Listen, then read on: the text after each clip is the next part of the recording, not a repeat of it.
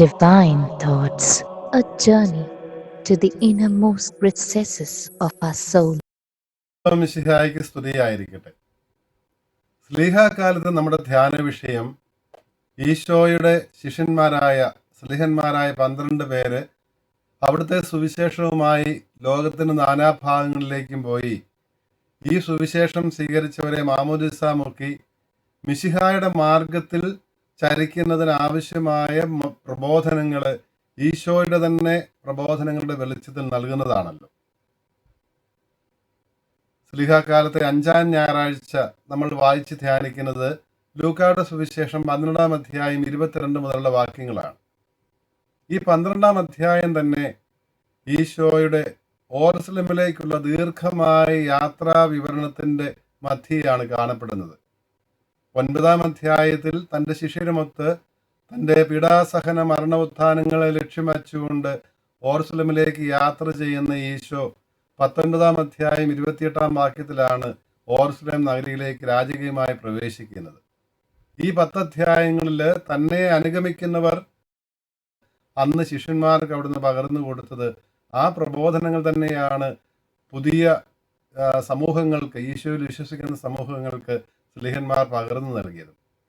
അതിൽ പ്രധാനമായ ഒരു പ്രബോധനമാണ് നമ്മുടെ ഭൗതിക ജീവിതത്തോട്, ജീവിത ആവശ്യങ്ങളോട് നമ്മൾ പുലർത്തേണ്ട മനോഭാവത്തെക്കുറിച്ചുള്ള ഈശോയുടെ പ്രബോധനം. 12-ാം അധ്യായം 22-ാം വാക്യം ആരംഭിക്കുന്നത് തന്നെ വീണ്ടും അവൻ ശിഷ്യന്മാരോട് അരുൾ ചെയ്തു എന്ന് പറഞ്ഞുകൊണ്ടാണ്. അതിൽ നിന്ന് തന്നെ അറിയാം ഇത് ദീർഘമായ ഒരു പ്രബോധനത്തിന്റെ ഭാഗമായിട്ട് വരുന്നതാണ് എന്നുള്ളത്.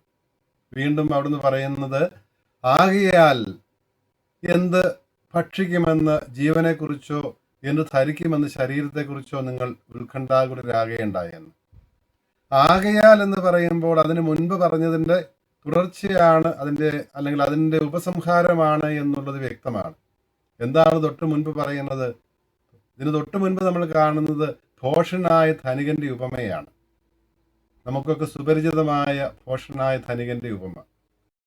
അറിയില്ലാതെ പഴയ കളപ്പുരകൾ പൊളിച്ച് പുതിയത് പണിത് അങ്ങനെ അനേക വർഷത്തേക്കുള്ളത് സമ്പാദിച്ചു കഴിഞ്ഞു തിന്നു കുടിച്ച് ആർമാദിക്കുക എന്ന് പറയുന്ന ആ ധനികനോട് കർത്താവ് ചോദിക്കുന്നുണ്ട്, ഈ രാത്രിയിൽ ഞാൻ നിന്റെ ആത്മാവിനെ ആവശ്യപ്പെട്ടാൽ നീ സമ്പാദിച്ചിരിക്കുന്നവയെല്ലാം ആർക്കുള്ളതാകുമെന്ന്.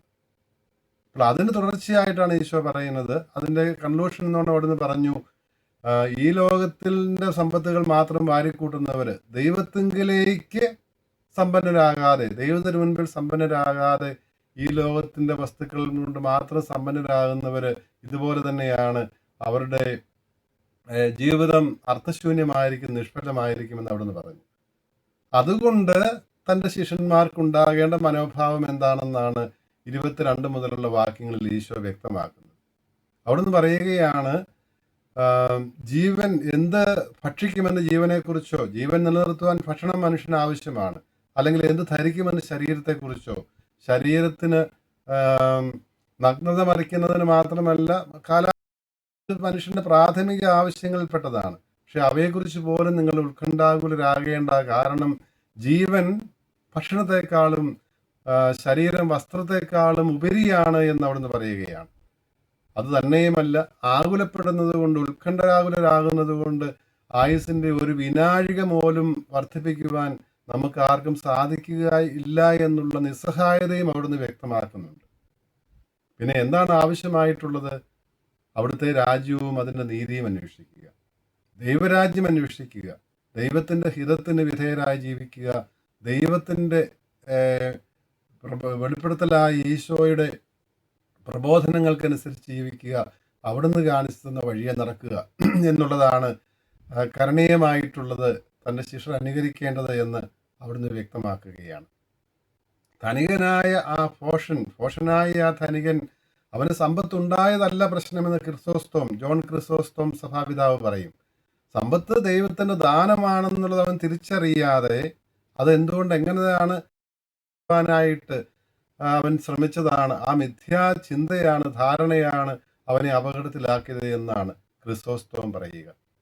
ആഗസ്തിനോസ് പറയും, ഇതിനോടുണ്ടാകേണ്ടിയിരുന്ന മനോഭാവം അത് മറ്റുള്ളവർക്ക് വേണ്ടി കൂടി പങ്കുവെക്കേണ്ടതാണ് എന്നുള്ള ആ ചിന്തയില്ലാതെ പോയതാണ് അവൻ സംസാരിക്കുന്നത് തന്നോട് മാത്രമാണ്. എൻ്റെ ആത്മാവെ തിന്നുകുടിച്ച് ആനന്ദിക്കുക, ഞാൻ എന്ത് ചെയ്യും, ഞാൻ ഈ എൻ്റെ അറപ്പുരകൾ പൊളിച്ചു പണിയും എന്ന് തന്നോട് തന്നെയാണ് സംസാരിക്കുന്നത്. പക്ഷേ ഈ സമ്പത്തിൻ്റെ, തനിക്ക് ലഭിച്ചിരിക്കുന്നതിൻ്റെ എല്ലാം ഉറവിടം ദൈവമാണ്, ദാതാവ് ദൈവമാണ് എന്നുള്ളത് തിരിച്ചറിയാനോ ദൈവത്തോട് ആലോചന ചോദിക്കുവാനോ അവന് സാധിക്കാതെ പോയി എന്നുള്ളതാണ് ആ ധനികന്റെ ഭോഷത്വം എന്ന് സഭാപിതാവായ ആഗസ്തിനോസ് പറയും. ഗ്രിഗറി നസിയാൻസില് ഗ്രിഗറി പറയും, ദൈവത്തിന് കൊടുക്കേണ്ടിയിരുന്ന പ്രാധാന്യം അവൻ കൊടുക്കാതെ അവൻ്റെ ഒരു വിഭജിത ഹൃദയത്തോടെ അവൻ ജീവിച്ചതാണ്. ദൈവരാജ്യത്തിൽ ശ്രദ്ധകളായിരുന്നു അവനുണ്ടായിരുന്നത്. അവൻ്റെ ചിന്ത മുഴുവനും ഈ ലോകത്തെക്കുറിച്ചും ശരീരത്തിൻ്റെ ആവശ്യങ്ങളെക്കുറിച്ചും മാത്രമായിരുന്നു. ആത്മാവിനെ കുറിച്ചുള്ള ഒരാത്മീയ ചിന്ത അവനില്ലാതെ പോയി. ആ ആത്മീയ ദാരിദ്ര്യമാണ് അവനെ ഭോഷനാക്കിയത്, ആ ധനികനെ ഭോഷനാക്കിയത് എന്നാണ് നിസിയാൻസിലെ ഗ്രിഗറിക്ക് പറയുവാനുള്ളത്. അപ്പോൾ ഇതെല്ലാം ഈ സഭാപിതാക്കന്മാരൊക്കെ നമ്മെ ഓർമ്മിപ്പിക്കുന്നത് നമുക്ക് ഭൗതിക ജീവിതത്തോട്, ഭൗതിക വസ്തുക്കളിലുണ്ടാകേണ്ട മനോഭാവത്തെക്കുറിച്ചാണ്. അവയൊന്നും ആവശ്യമില്ല എന്നും അവയ്ക്ക് വേണ്ടി അധ്വാനിക്കേണ്ടതെന്നുമല്ല. കാരണം പ്രകൃതിയിൽ നിന്നുള്ള ഉപമകൾ അല്ലെങ്കിൽ ഉദാഹരണങ്ങൾ എടുത്തുകൊണ്ട് അവിടുന്ന് പഠിപ്പിക്കുമ്പോൾ, ആകാശത്തിലെ പക്ഷികളെ നോക്കുവാനും വയലിലെ ലില്ലിച്ചെടികളെ നോക്കുവാനും പറയുമ്പോൾ അവ അധ്വാനിക്കുന്നില്ല എന്നല്ല. പക്ഷികൾ നമ്മൾ ഉണരുന്നതിന് മുമ്പേ ഉണരുകയും അധ്വാനിക്കുകയും ചെയ്യുന്നുണ്ട്. ലില്ലികളും അതുപോലെ തന്നെയാണ്. ചെടികളും വയലിലെ ചെടികളും അതുപോലെ തന്നെ അധ്വാനിക്കുന്നുണ്ട്. ഭൂമിയിൽ നിന്ന് ജലവും വളവും ഒക്കെ ആഗിരണം ചെയ്യുവാനും സൂര്യപ്രകാശം സ്വീകരിക്കുവാനും ഒക്കെ 24 മണിക്കൂറും അധ്വാനിക്കുന്നവരാണ് അവരൊക്കെ. പക്ഷെ അവർക്കൊന്നും ചെയ്യേണ്ടത് ദൈവത്തിൽ ആശ്രയിക്കുക, ദൈവവിചാരത്തോടെ ജീവിക്കുക എന്നുള്ളതാണ് എന്ന് ആണ് ഈശോ നൽകുന്നത്. അതുകൊണ്ടാണ് നിങ്ങളുടെ നിക്ഷേപം എവിടെയാണോ അവിടെയായിരിക്കും നിങ്ങളുടെ ഹൃദയം. നിക്ഷേപം എവിടെയായിരിക്കണം? സ്വർഗത്തിലായിരിക്കണം. സ്വർഗത്തിൽ നിക്ഷേപം ഉണ്ടാകുവാൻ എന്ത് ചെയ്യണമെന്നും ഈശോ കൂട്ടിച്ചേർക്കുന്നുണ്ട്. അത് ചെയ്യേണ്ടത് നിങ്ങൾക്കുള്ളവ വിറ്റ് ദരിദ്രർക്ക് കൊടുക്കുക, ദാനം ചെയ്യുക. ധർമ്മദാനത്തിലൂടെ മാത്രമേ നമുക്ക് സ്വർഗത്തിൽ നിക്ഷേപം ഉണ്ടാക്കുവാൻ സാധിക്കുകയുള്ളൂ എന്നും അവിടുന്ന് വ്യക്തമാക്കുന്നുണ്ട്. ചുരുക്കത്തിൽ ഭൗതിക സമ്പത്തിനോട് നമുക്കുണ്ടാകേണ്ട മനോഭാവം, അതാണ് ഈ ഇന്നത്തെ സുവിശേഷ ഭാഗത്തിലൂടെ ഈശോ വ്യക്തമാക്കുന്നത്. ഒന്നാമത് നാം തിരിച്ചറിയേണ്ടത്, നമുക്കുള്ളവ അത് ദൈവത്തിൻ്റെ ദാനമാണ്. നമുക്കുള്ളതെല്ലാം ദൈവത്തിൻ്റെ ദാനമാണ്. ദൈവം നൽകിയത് മാത്രമേ നമുക്കുള്ളൂ. അപ്പോൾ ദൈവത്തിൻ്റെ സർവാധിപത്യം, അവിടെ നിന്നാണ് എല്ലാവരുടെയും നാഥൻ എന്നുള്ള ആ സത്യം അംഗീകരിക്കുക. അവിടുത്തോട് അഭിപ്രായം ചോദിച്ച്, ആലോചന ചോദിച്ച് അവിടുന്ന് നമുക്ക് നൽകിയിരിക്കുന്നവ വിനിയോഗിക്കുക. നമ്മുടെ ആവശ്യങ്ങൾക്ക് വിനിയോഗിക്കരുതെന്നല്ല, നൽകപ്പെട്ടിരിക്കുന്നതിൻ്റെ കാര്യസ്ഥത മാത്രമേ നമുക്കുള്ളൂ. ഉടമസ്ഥൻ ദൈവം തന്നെയാണ്, ഉടമസ്ഥത ദൈവത്തിൻ്റെതാണ്.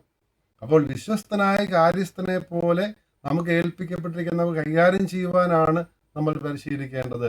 അതെങ്ങനെയാണ്? മറ്റുള്ളവർക്ക്, ഇല്ലാത്തവരുമായി പങ്കുവെച്ചുകൊണ്ടാണ് അത് ചെയ്യേണ്ടത്. ധർമ്മദാനം ചെയ്തുകൊണ്ടാണ്, ദാനധർമ്മത്തിലൂടെയാണ് അത് നിർവഹിക്കേണ്ടതെന്ന് ഈശോ പഠിപ്പിക്കും. അപ്പോൾ ഇതാണ് രണ്ടാമത്തെ കാര്യം. ഒന്നാമത് ദൈവത്തിൻ്റെ ആ സർവാധിപത്യം, അവിടുത്തെ ആണെല്ലാറ്റിനെയും ഉറവിടം, ഉത്ഭവം എന്നുള്ളത് അംഗീകരിക്കുക. ദൈവത്തിൻ്റെ ദാനമാണ് തനിക്കുള്ളതെന്ന് അംഗീകരിക്കുക. രണ്ടാമത്, എനിക്കിതിൻ്റെ കാര്യസ്ഥത മാത്രമേ ഉള്ളൂ. ഇത് വിശ്വസ്തയോടെ ഞാൻ കൈകാര്യം ചെയ്യുന്നതിലാണ് എൻ്റെ ജീവിതം അടങ്ങിയിരിക്കുന്നത്, ജീവിത വിജയം അടങ്ങിയിരിക്കുന്നത്, എൻ്റെ ആത്മീയ രക്ഷ അടങ്ങിയിരിക്കുന്നത് എന്നുള്ള കാര്യം തിരിച്ചറിയുക എന്നുള്ളതാണ് പ്രധാനപ്പെട്ടത് എന്ന് ഇന്നത്തെ സുവിശേഷത്തിലൂടെ ഈശോ നമ്മെ ഓർമ്മിപ്പിക്കുകയാണ്. ഈ ലോകത്തിൽ ജീവിക്കുമ്പോഴും ഈ ലോകത്തിൻ്റെ വ്യഗ്രതകളിൽപ്പെട്ട് ആകുലരാകാതെ സ്വർഗത്തിൽ കണ്ണു നട്ടുകൊണ്ട് ദൈവരാജ്യത്തിൻ്റെ ആ ഭാവി അനുഭവത്തിന് വേണ്ടി ആവശ്യങ്ങൾ, ആ ലക്ഷ്യം മുൻപിൽ കണ്ടുകൊണ്ട് നിറവേറ്റുവാനുമുള്ള അനുഗ്രഹത്തിനായിട്ട് നമുക്ക് പ്രാർത്ഥിക്കാം. ദൈവം അനുഗ്രഹിക്കട്ടെ.